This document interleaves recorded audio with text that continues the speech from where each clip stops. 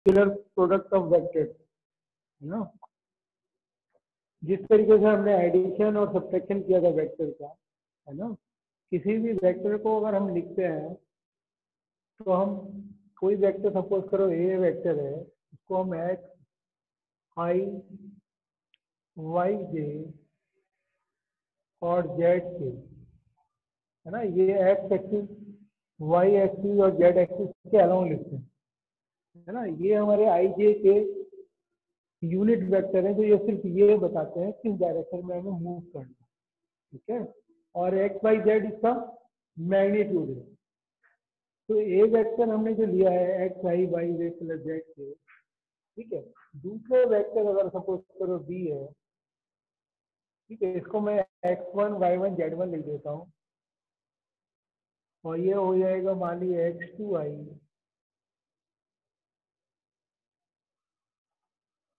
और y2k और z2k।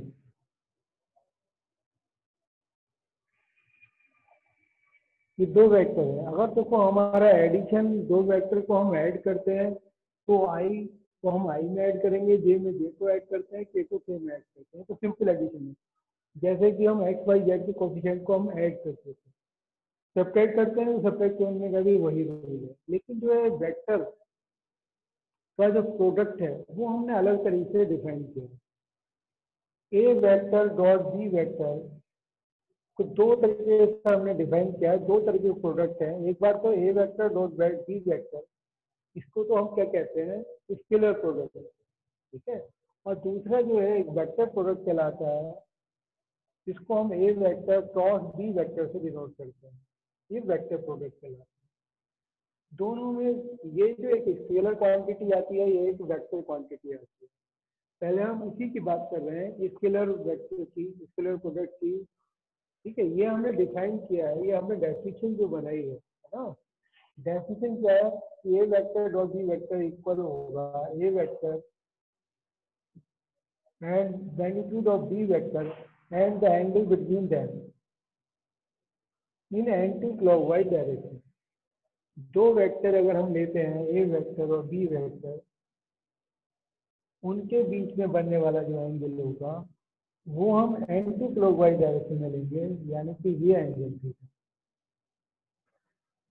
ये आपका क्या कहलाएगा, आपका स्केलर प्रोडक्ट कहलाएगा, ठीक है। तो ये आपका स्केलर प्रोडक्ट होगा A vector dot B vector, magnitude of A vector magnitude of B vector, ठीक है, इनटू कॉस थीटा।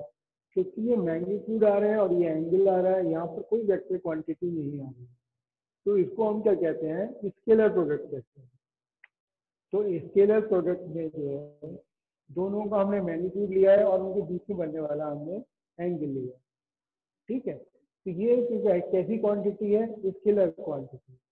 अब आप ये देखो कि हम अगर हम आई वेक्टर डॉट आई वेक्टर लेते हैं, है ना, आई वेक्टर का मतलब है कि दो हम यूनिट वेक्टर ले रहे हैं, इन दोनों का यूनिट वेक्टर का मैग्नीट्यूड 1 1 होगा और इनके बीच में बनने वाला जो एंगल है वो कितना होगा, cos 0, थीटा इक्वल टू कितना हो जाएगा, 0। यानी कि इनकी वैल्यू कितनी हो जाएगी, 1। आई डॉट आई भी 1 होगा, है ना, जे डॉट जे कितना होगा, वो भी 1 हो जाएगा, और के डॉट के कितना होगा, वो भी 1 हो जाएगा। क्योंकि ये यूनिट वेक्टर है, उसी वेक्टर का प्रोडक्ट हम उसी वेक्टर के साथ ले रहे हैं, तो उनके बीच में बनने वाला जो एंगल होगा वो कितना हो जाएगा आपका, वो 0 डिग्री का एंगल होगा, 0 डिग्री का एंगल होगा, ठीक है। तो cos 0 की वैल्यू कितनी होती है, वो 1 होती है। इस तरीके से हमने इसको जो है डिफाइन किया हुआ है।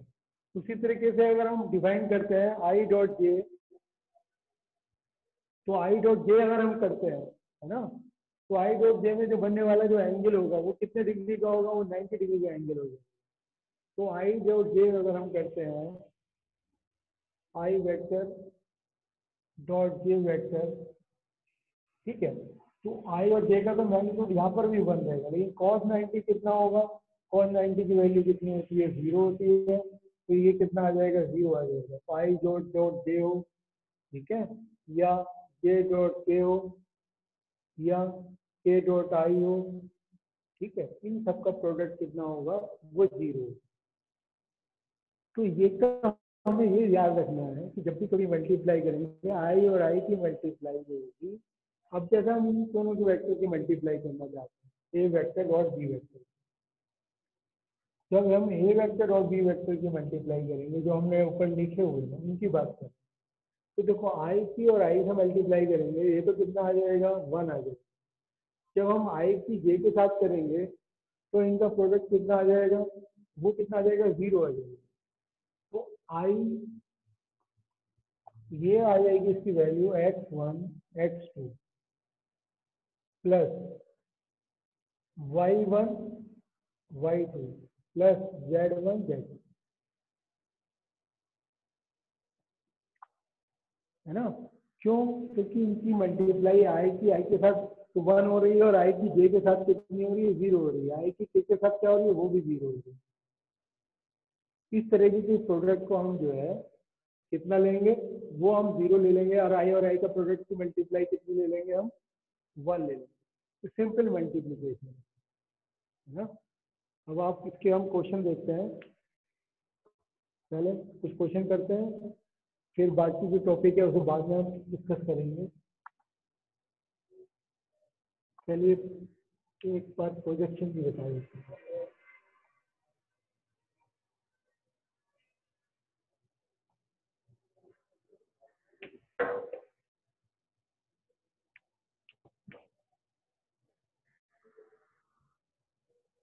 ये बेटे सपोज करो ए वेक्टर है, ये वेक्टर आपका बी वेक्टर है, इसका हमें प्रोजेक्शन निकालना है इस वेक्टर का।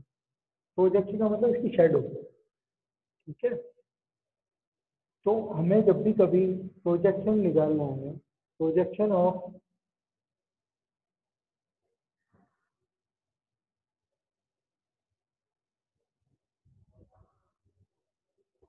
ए वेक्टर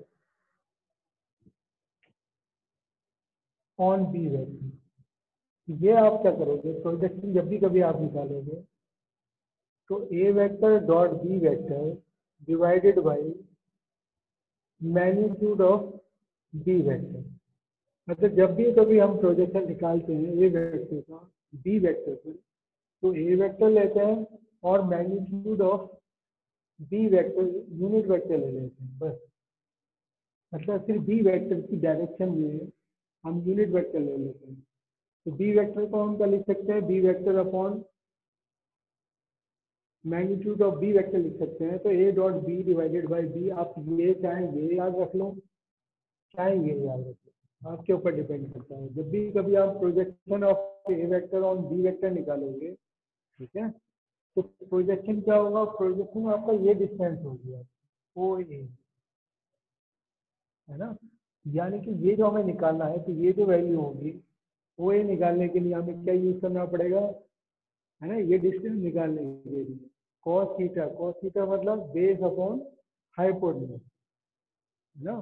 तो बेस अपॉन हाइपोटेन्यूज का मतलब हो जाएगा, ये आपने यूनिट वेक्टर लिया अपॉन हाइपोटेन्यूज लिया, ठीक है। तो ये जो वैल्यू है आपकी प्रोजेक्शन कहलाएगी, ठीक है। उसी से हमने ये निकाला है। ये फॉर्मूला आप याद रखिए कि projection of A vector on B vector, अगर बी वेक्टर का ए पे निकालेंगे, ठीक है, तो ए वेक्टर के मैग्नीट्यूड से डिवाइड कर लेंगे। ए डॉट बी और बी डॉट ए दोनों बराबर होते हैं, इससे कोई फर्क नहीं पड़ता, क्योंकि A vector dot B vector ये इक्वल होगा आपका B vector dot A vector, ठीक है। उससे कोई फर्क नहीं पड़ता, ये कम्यूटेटिव होते हैं कि ए का मैग्नीट्यूड और बी का मैग्नीट्यूड, उनके बीच में बनने वाला एंगल वो कॉस थीटा ही है, ठीक है।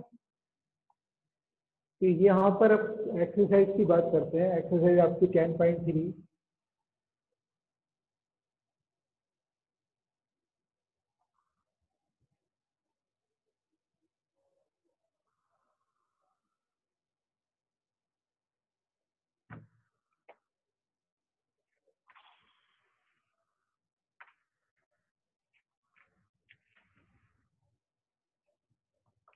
यह find the angle between two vector A and B whose magnitude. दो वेक्टर हैं जिनका जो मैग्नीट्यूड है, मैग्नीट्यूड कितना दे रहे हैं, √3, and magnitude of B vector equal to 2, respectively having A dot B and given condition है A dot B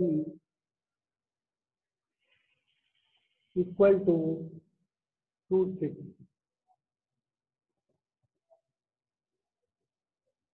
ठीक है, तो यहाँ पर we have to find out the angle between two vectors. So we have the relation A vector dot B vector equal to magnitude of A vector, magnitude of B vector and angle between them cos theta. So A vector dot B vector is equal to root 6, root A root 3 हो गया, root B 2A and angle cos theta. Cos theta equal to root 6 divided by root 3 and 2 को we can write root 4, 3 to the 6, 2 to the 4 यानी कि 1 upon root 2. So 1 upon root 2 in cos we have the angle of 45 degrees. So angle between them is theta equal to pi by 4. तो इस तरीके से हमें जो है angle हमें पता चल गया, एंगल कितना होगा, वो theta equal to pi by 4. हमने सिर्फ यही रिलेशन यूज किया, A dot B equal to magnitude of A magnitude of B into cos theta. A dot B is equal to root 6, value they have given you, है ना, इसको simplify किया.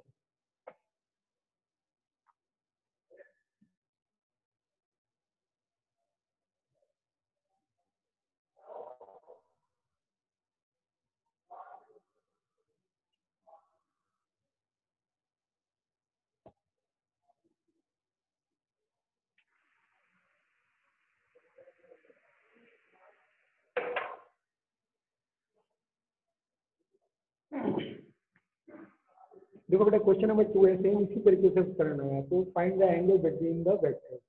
दो vector given है, उनका आपको क्या करना है, मैग्नीट्यूड निकालना है, जैसे अभी हमने निकाला. ठीक है, मैग्नीट्यूड निकालना आपको हमने बता चुके हैं, तो मैं कर देता हूँ. वैसे ही आप खुद कर सकते हो. क्वेश्चन नंबर 2 है, सपोज करो ए वेक्टर है equal to I minus 2j plus 3k. तो मैग्नीट्यूड ऑफ ए वेक्टर निकालना है, तो magnitude of A vector is equal to हो जाएगा 1 प्लस 4 प्लस 9 रूट 14 है. ठीक है, इसी तरीके से मैग्नीट्यूड ऑफ बी वेक्टर निकाल लेंगे. B vector they have given you 3i minus 2j plus k. तो मैग्नीट्यूड ऑफ बी वेक्टर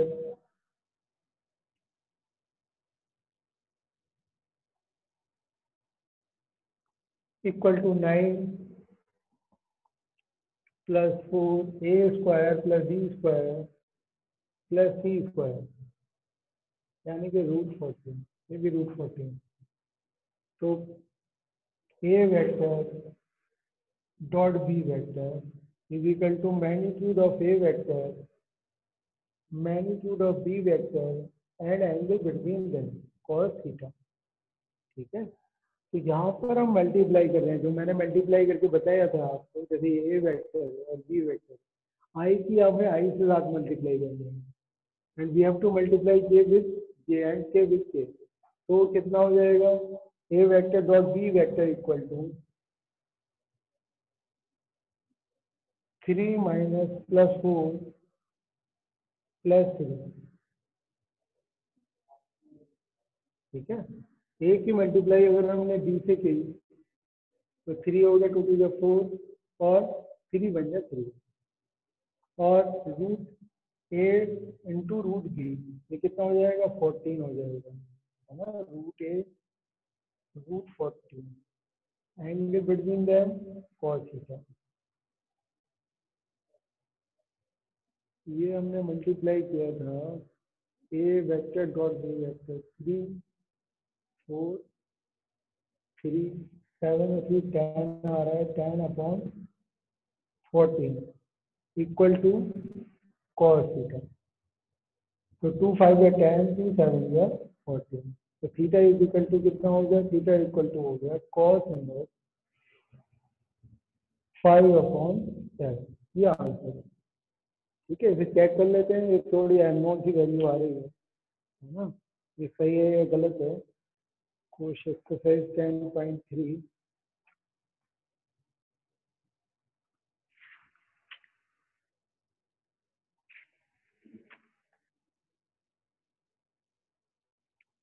नहीं, ठीक आंसर है ना, cos इनवर्स 5/7। जनरली एंगल हमारे नॉन एंगल्स में आता है ना, इनवर्स में रियरली आता है, इसलिए मैंने चेक कर लिया कहीं गलत तो नहीं है। ठीक है, इसमें कोई खास चीज़ नहीं है। पहले हमने क्या किया, ए का मैग्नीट्यूड निकाला है, फिर हमने बी का मैग्नीट्यूड कैलकुलेट किया है, फिर ए वेक्टर डॉट बी वेक्टर निकाला है ना, वही रिलेशन हमने, ये फार्मूला हमने इसके अंदर यूज किया। नेक्स्ट क्वेश्चन में प्रोजेक्शन निकालना है ना, प्रोजेक्शन में हम अब देखो प्रोजेक्शन कैसे निकालेंगे।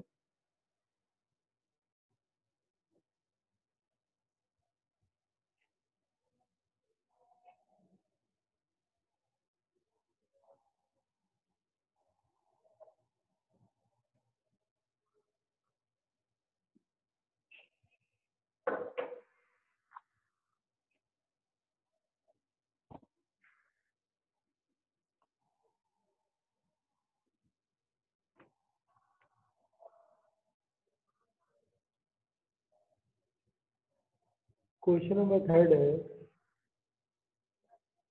Find the projection of I minus J. ये कोई वेक्टर सपोज करो, ये वेक्टर है ना, और दूसरा वेक्टर बी वेक्टर ले लेते हैं। बी वेक्टर है आपका आई प्लस जे। बी को projection A vector on B, ये हमारा फॉर्मूला है। इसी फॉर्मूले का हम यूज कर लेंगे। Projection of A vector on B vector है ना, projection of A vector on B vector. क्या करेंगे, A vector dot B vector यानी कि I minus J dot I plus J divided by magnitude of B vector.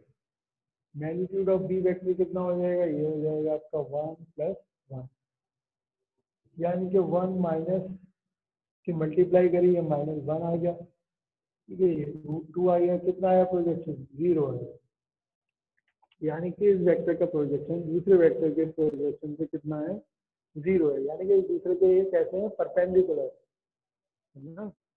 ये दोनों vector कैसे हैं, ये परपेंडिकुलर है, तभी इनका प्रोजेक्शन जो है एक दूसरे पे कैसा आ रहा है, 0 आ रहा है। ठीक है, फिर नेक्स्ट क्वेश्चन देखो। नेक्स्ट क्वेश्चन में है आपका क्वेश्चन नंबर 4,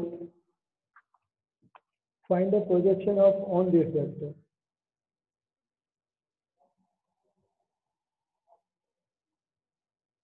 आई प्लस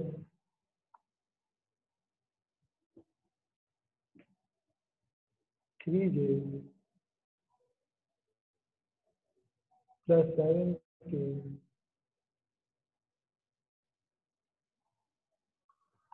7i माइनस 8।